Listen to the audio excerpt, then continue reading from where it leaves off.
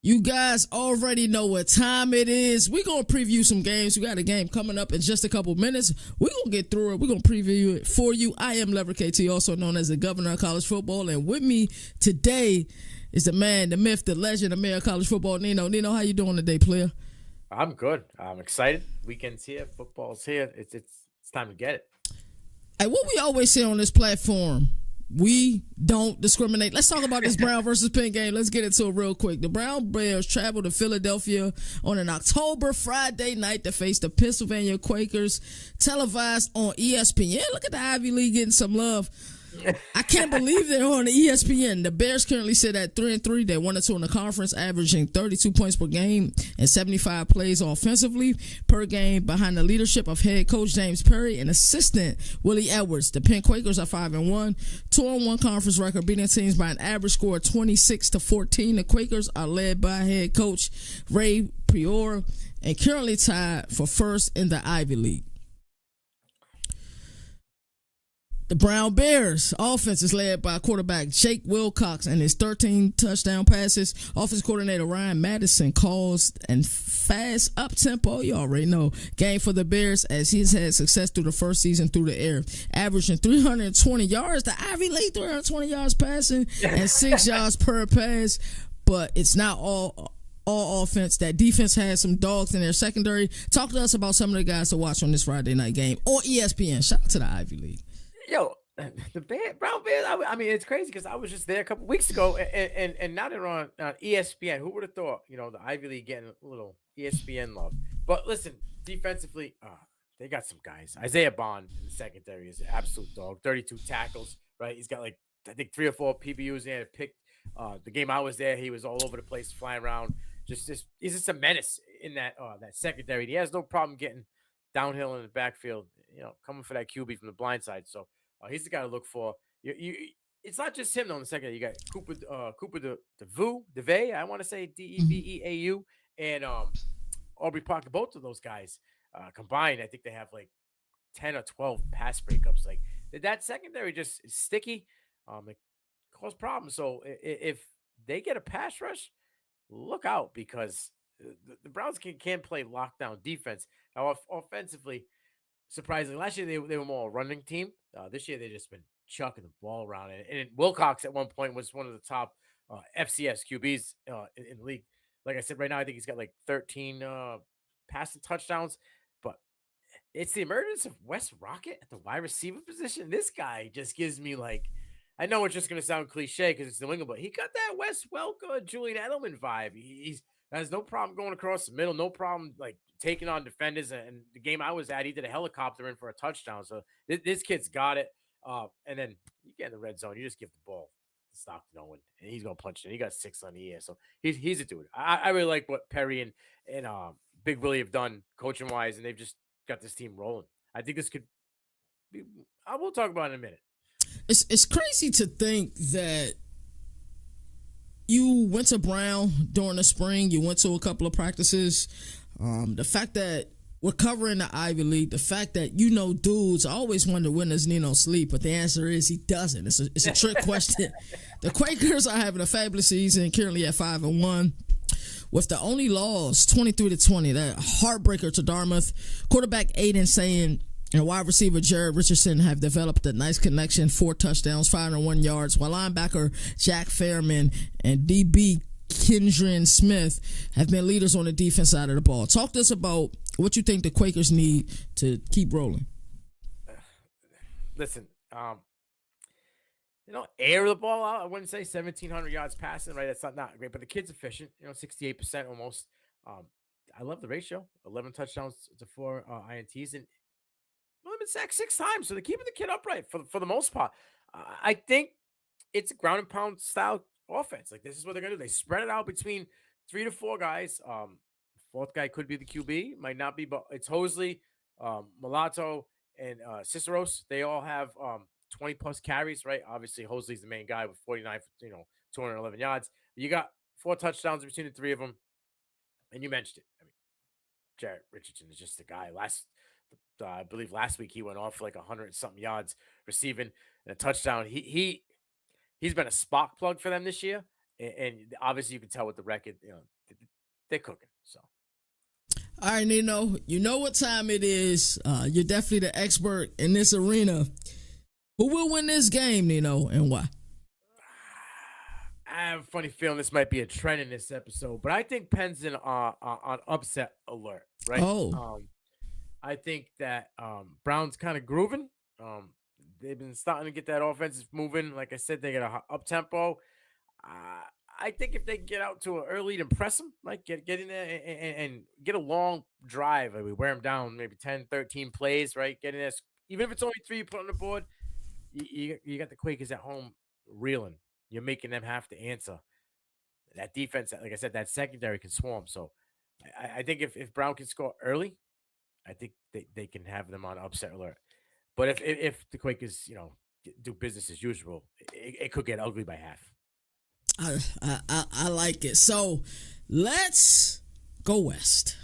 Let's go to Salt Lake City, Utah, where just magic things happen. The Ducks of Eugene travel to Salt Lake City to take on the Utah Utes in a game that has huge Pac-12 implications. Both teams only having 1 loss on the season, and 2 teams with impressive resumes and still having hopes of not only the Pac-12 championship, but also a CFB playoff berth. Oregon, your Ducks, as I always like to call them, 6-1 of the season. Only loss was in a highly competitive game a few weeks ago. And Seattle, Washington are looking to run the table the rest of the season. Oregon was able to squeak past Utah last season, 20-17, but we all remember that debacle from a couple seasons ago. We're in Salt Lake City. Oregon offense this season is a whaled oil machine, being first in the nation in success rate. Nino knows how I feel about success rate. When it comes to analytical stats, I think that's the best one, and defeating teams by an average of 47-17.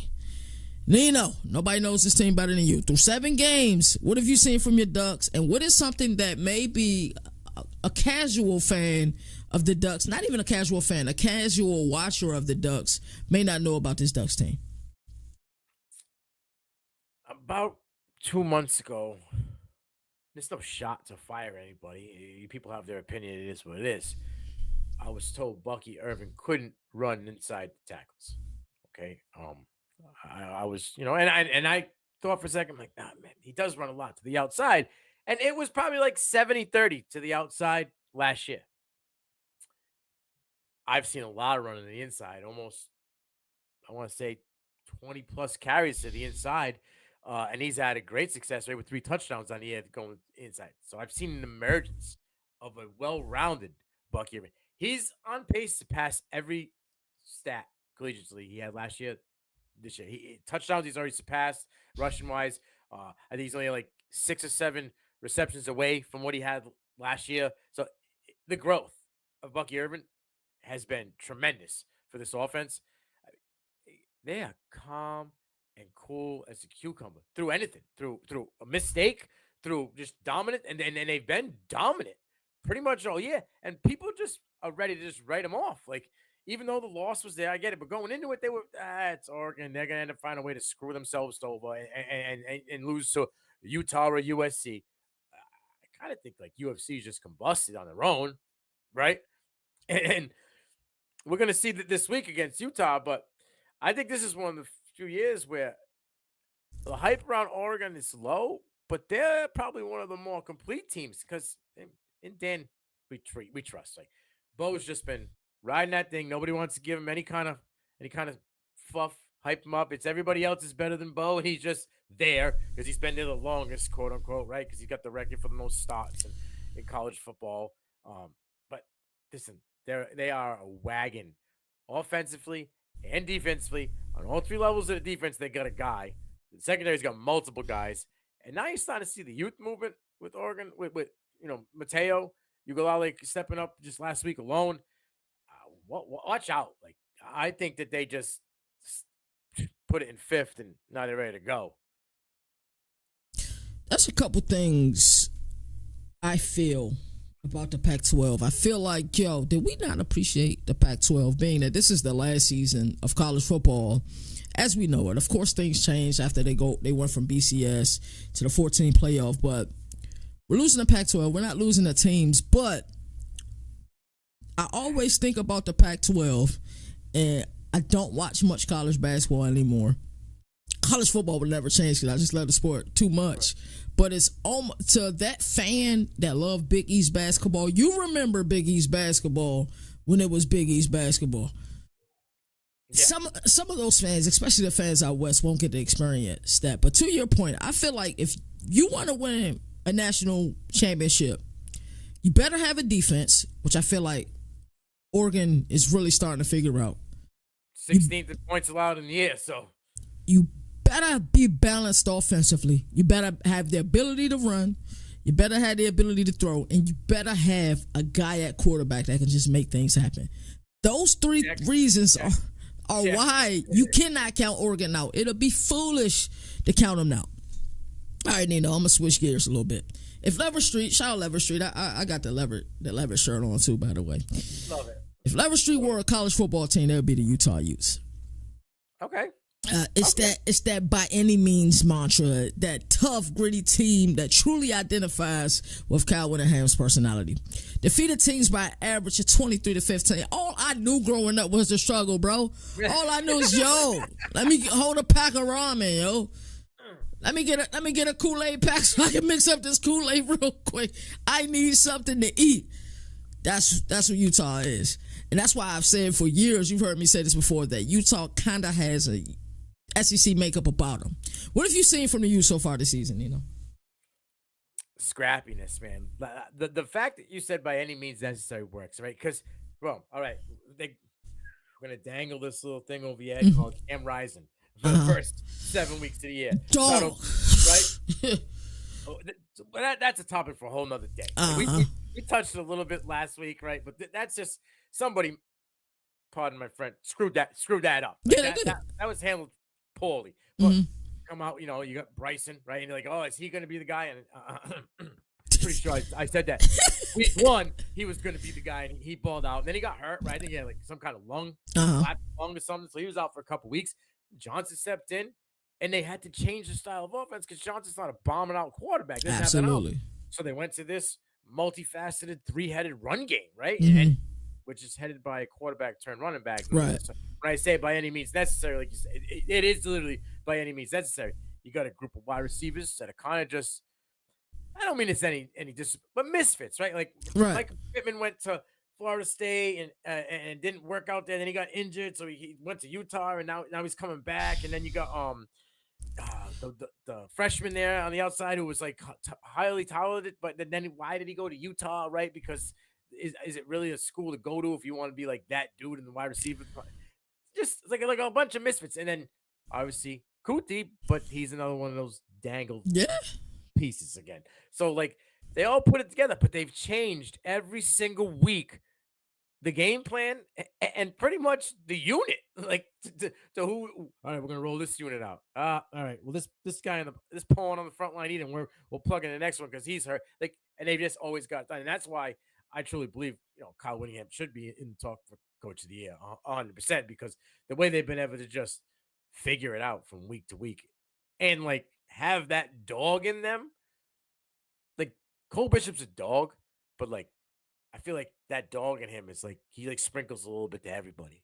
You know what I mean? Him and Jonah Ellis kind of just like, all right, you got a little bit. I got enough to share with everyone. So if you new, I'll give you a little dog to get your own. I got a question for you, Nino, a rapid fire question. So think about all the teams that are leaving the Pac-12 outside of the 2-pack. Shout out to the 2-pack, the teams that are going to the ACC, the teams that are going to the Big Ten, the teams that are going to the Big 12. What team do you think is most equipped for the change will have the most success immediately? Oh, man. I don't want to sound like a homer, but no, don't sound like a homer. I think Oregon has the best. Like they have a recruit coming in behind Bo, right? Like Nova said, they have a kid behind him for the next year. Like they've already took those steps to get the pieces, after he's gone. And they have a youth movement there. Yes, Bucky's gone, but you got Jordan, right? You got Whittingham. Like, so like they have the depth, they have the youth, the recruitment's in the top 10.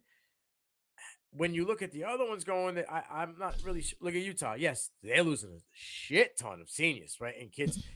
I think Cam's out of like eligibility, or maybe he's not. I'm not really sure how it works now because there's the medical. You got the COVID.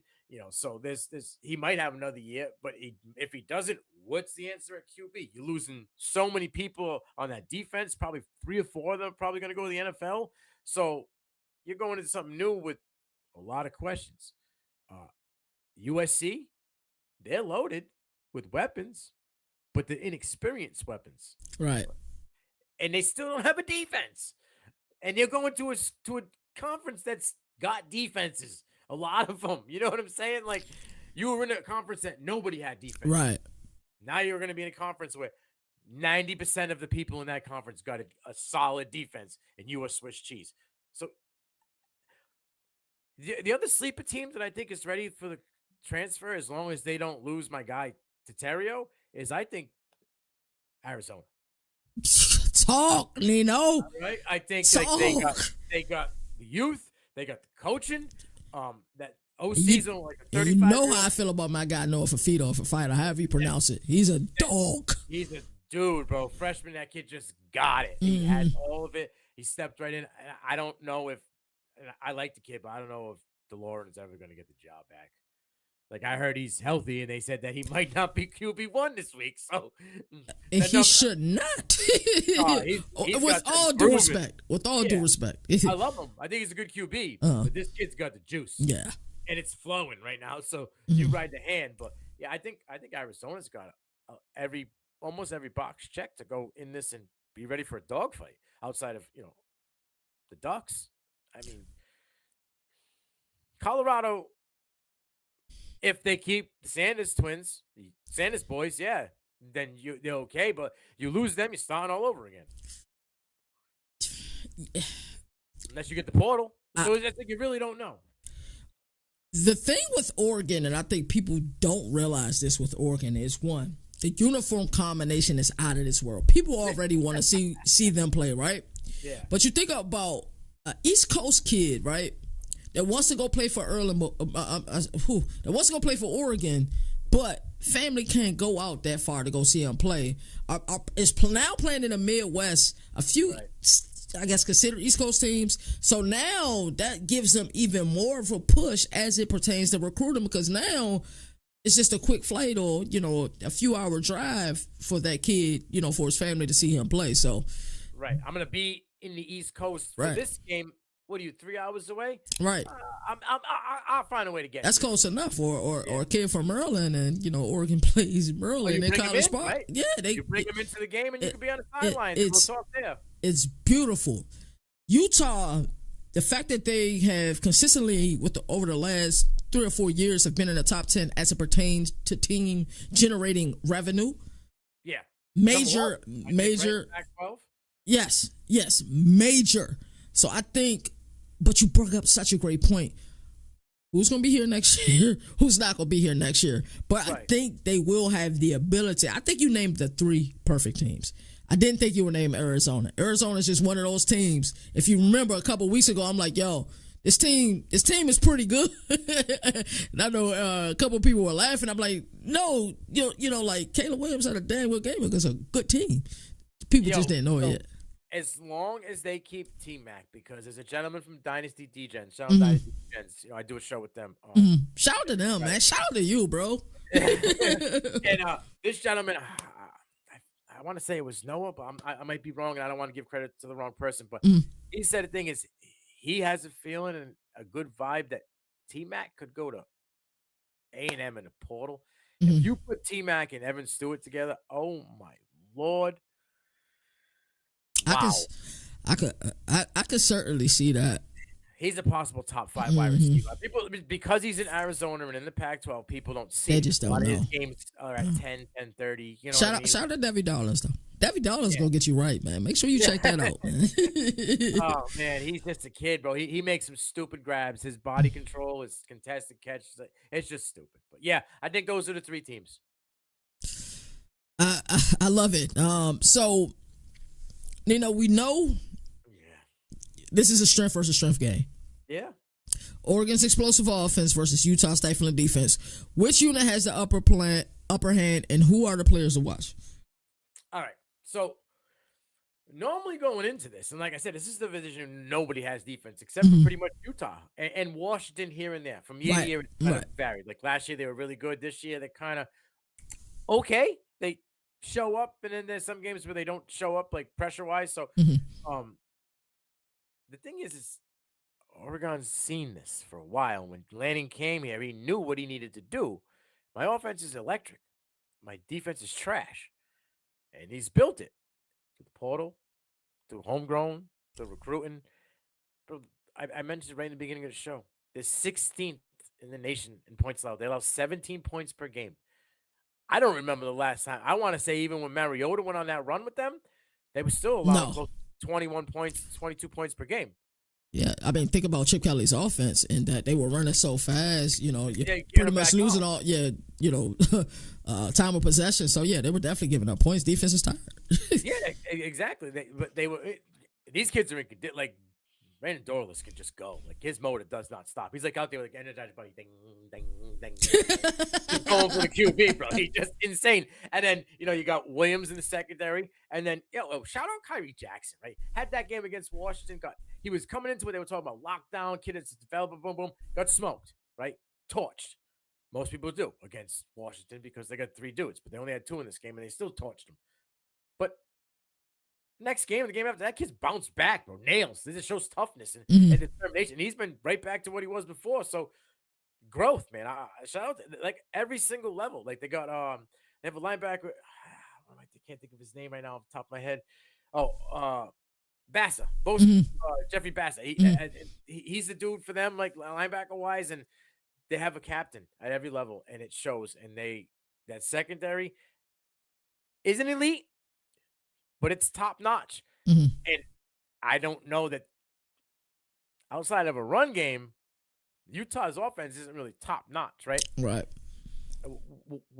What's the way to stop the run game? Cause chaos in the middle of the field, right? And bring pressure from the sides. If you cause the chaos in the middle, he's got to go out. Bringing pressure from the side, you're putting these guys in a box. I mean, that's what Oregon can do. You can take one of them safeties, drop them in, right? All of a sudden now, Mateo's coming off the corner, or Dawes is hit, stunts, and he's coming off, going right up the middle of the gap. And now, running back's got to pick somebody up, right? If he's coming out the hole, which lane am I going? Because one of them you getting eaten up. You have to make a decision. And then, can your lineman swing enough to give you that split second?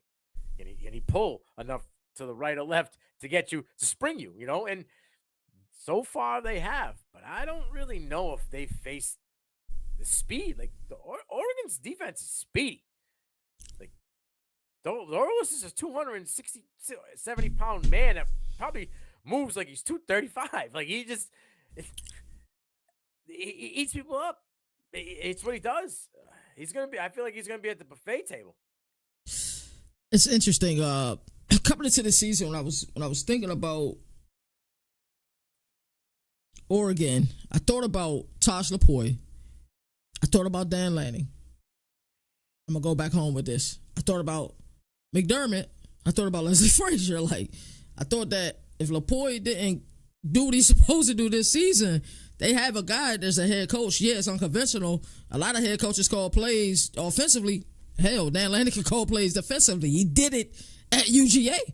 Right, but he's not stupid because he knows what, and that's the thing with Oregon's coaching staff. They all got roles. Nobody plays outside that role. Right, Lanning doesn't like. He ultimately could say, yes, we're running the play, or no, we're not running the play. Right, he lets them guys run the play. And I remember we had a conversation, and you said to me, I want to see what this offense is without Dillingham because he's an integral part. They haven't skipped a beat. Troy Franklin's development, I think, has skyrocketed. It's more. They're more efficient. Yes. It isn't that history though with Dillingham. Didn't we see Alex Atkins have more success with that Florida State offense than Dillingham has? And it hurts because I like Dillingham a lot. More points. Dillingham. They were putting up crazy points. You know what I'm saying? Yeah, but as far as being a well-oiled machine, as far as like, I'm looking at them that last week game versus Washington State. I'm like, okay, Washington State looked like they got a chance, but you guys were just too balanced. Like, just the ability to run a rock, and it's not the way everybody expects it. You ran right through the teeth of the defense. Like, you punched them in the mouth. There's nothing they can do about it. And think about it, right? Bo hasn't really had to run yet. No, that's scary. Wait till like they can just be saving them for games like this, right? Well, okay, we're gonna pinpoint James because he's averaging, Jordan because he's averaging, 7 yards per carry or 6.6 yards per carry. We're gonna stack the box because Bucky can get it from anywhere and he get in the screen game, and then all of a sudden they run some stupid formation, right? And all of a sudden Bo just breaks one for 60, and now defense is like, oh shit, what did we do? We got to bring a guy down a spy. You got to bring a guy down a spy. All of a sudden, Tez, right, or Gary Bryant or Ferguson coming across the middle, eating because there's nobody to cover them because they're bringing a guy down to worry about Bo. They haven't seen any of that yet, and Franklin, you can't stop him. He's so far this year, he's putting himself into a first-round consideration for wide receiver. He's right at that cusp. Absolutely. So, we got a question in the chat, then we're going to get into our predictions. The question in the chat is, what are the implications of this game on the college football playoff picture and for the conference? It's huge for Oregon. Yeah. Oregon loses it, done. Yeah. Done. Utah needs to win this because they need to win the Pac-12. I don't even know if they will win out. We'll get them in the top 5 ranking wise. You know what I'm saying? That's a great take, Nino. I just don't. I really don't. Like this. Wow, that's a hell of a take. and if you think about it, though, it's not really like that's a CFB Prime episode. My apologies. It is a hot take though. And so like they need to win out. They need to win this one, and I think they need to not only win this one. Like you're at home. You got to be convincing. I know you're a 6.5 point dog. Okay, you can't win by 1. You need to win, and I don't think that they can do that. I don't even think that they can win. And I'll take all the heat on Monday or Sunday morning, whoever wants to give it to me. This Oregon team I haven't seen anything like this in a long time. They are focused. They are locked in. The kid could be the biggest egomaniac like a kid out in Southern California is. And he's not. He's cool as a cucumber. He is. We talk about all the money that everybody else is getting. Does anybody know the money Bo is getting or what he's doing with his money? You know he's getting money. You ain't hearing about none of that, right? Like, this team is all about business, and they're locked and loaded, and you haven't even seen 100% of it. That is scary. They have a defense. That itself is scary. When you can put up 40, and then you can put like 8 to 10 pressures on a QB in a game, watch out. It's interesting. I love what you just said. And we're going to get into these predictions, I promise. Caleb Williams is from D.C. And if you know how people from this area are, just look at Wale.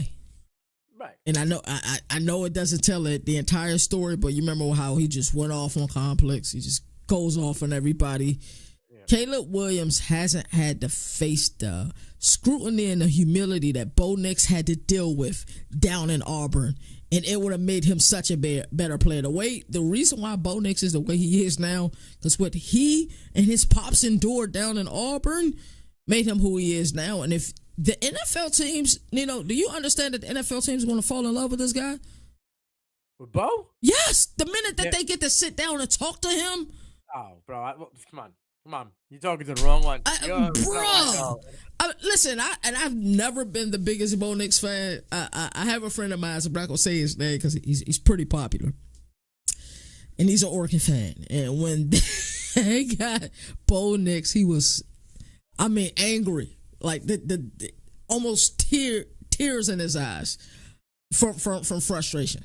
So I know he doesn't feel that way anymore, but dude, they mismanaged him. Look at freshman to sophomore year, right? You went from freshman year, we're gonna be explosive. I'm gonna let you throw the ball around, chuck it. Sophomore year, I need to be to Brian Harsin and Mike Bobo. Stupid. Then the kid came here and swallowed it all. That's something. These kids, look, I would have much more respect for Caleb if he did it when he went from Oklahoma to USC without Lincoln Riley. You went with Papa. You and Papa went together. Yeah. You know what I'm saying? And now you got to come out, bro. Now you got to come out of this little funk. Yeah. And because against ranked teams, I think it is bad for USC, bad for Lincoln Riley, but this is going to be good for him because he's going to have to grow from this. If he's him, if he's Timothy, And Like this is not it for USC. USC is going to have an embarrassing loss this season. They've had it, but I'm talking about to a team they have no business losing to. They're gonna have one, I promise you. So the Utes, you already said it, 6.5 dogs, with the over under being 47.5. Our friends out west are nervous. Nino, who wins the one? Give me the Ducks, man. Okay. I gotta ride with the Ducks. I think they have the most complete team to face Utah they've had in a long time. Like I said, I haven't seen a defense like this since pre-Mariota. And even still, I don't even know if they were right there. Like 17 points a game.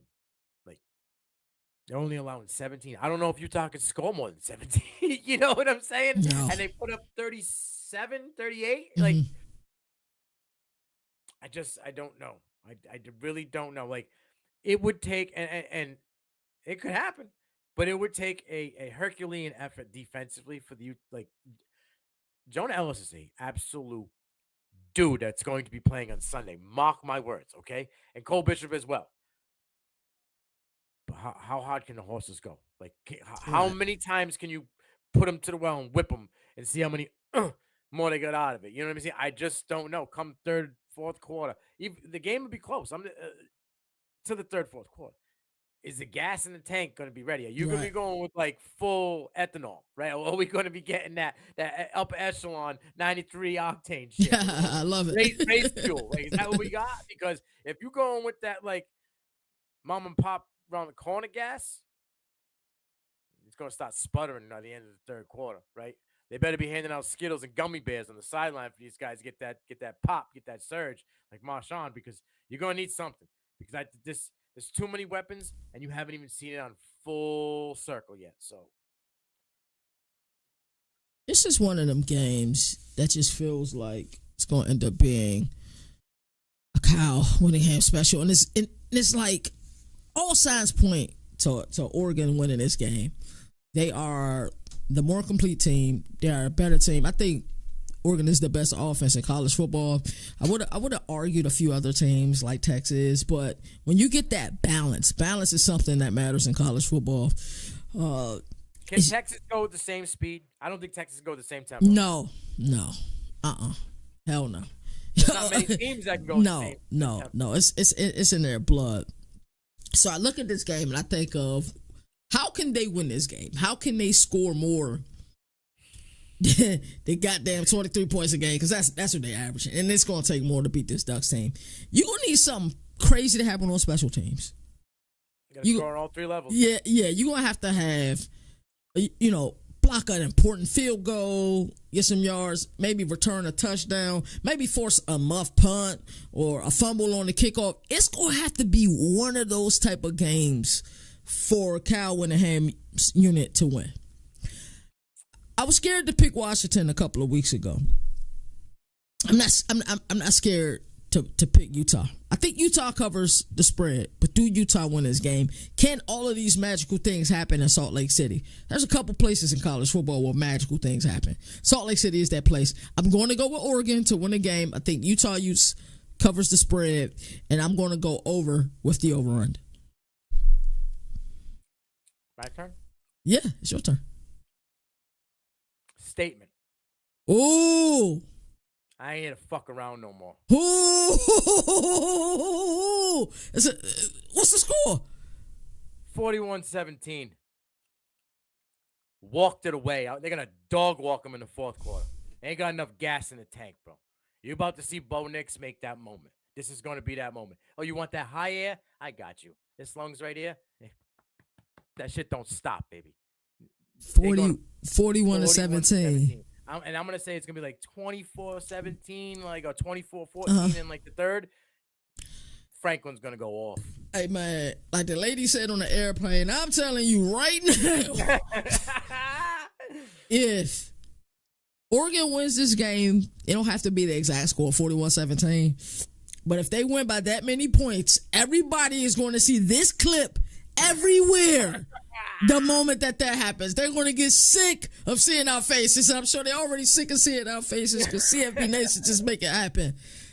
Nino, my brother, I appreciate you, man. Not just for what you do on this show and everything that you do for our brand, because you do it all. The Twitter, everything, community posts, you just do it all, man. I genuinely appreciate you, brother. Seriously, man. Thank you for riding with me. Also, To the end. Ride together, we ride together. Hey, bad boys for life. That's right. Shout out to my guy Moon. Nino, I don't know if you are aware. I saw it, bro. Toward a tear to my eye. Bro. I cried a little bit. Moon Vibe Space TV. Check out what he just did. He's rebuilding Boston College to see if they can win their first national championship. Now, I know this is a weird thing. 1949, you guys call that a championship, right? Yeah. It's debatable or something like that, right? Yeah. That's another. That's another story. All I want to say is Luke Kuechly. Ooh. Was at practice this week.